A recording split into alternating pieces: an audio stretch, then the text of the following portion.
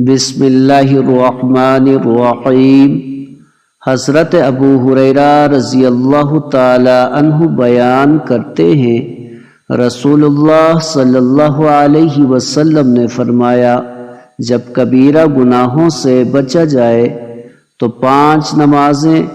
جمعہ دوسرے جمعے تک اور رمضان دوسرے رمضان تک ہونے والے صغیرہ گناہوں کا کفارہ ہیں۔ حضرت انس رضی اللہ تعالی عنہ بیان کرتے ہیں،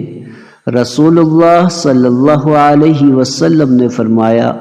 یہ منافق شخص کی نماز ہے جو بیٹھ کر سورج کا انتظار کرتا رہتا ہے حتیٰ کہ جب وہ زرد اور شیطان کے سنگوں کے مابین پہنچنے کے قریب ہو جاتا ہے تو وہ کھڑا ہو کر 4 ٹھونگے مارتا ہے اور ان میں اللہ تعالیٰ کا بہت کم ذکر کرتا ہے۔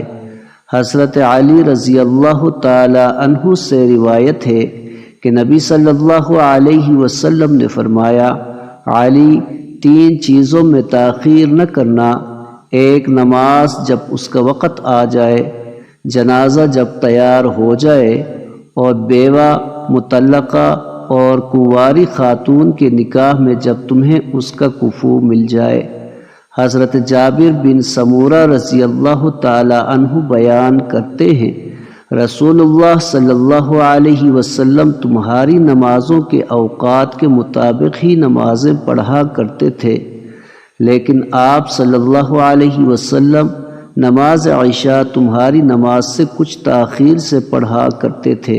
اور آپ صلی اللہ علیہ وسلم نماز ہلکی پڑھایا کرتے تھے۔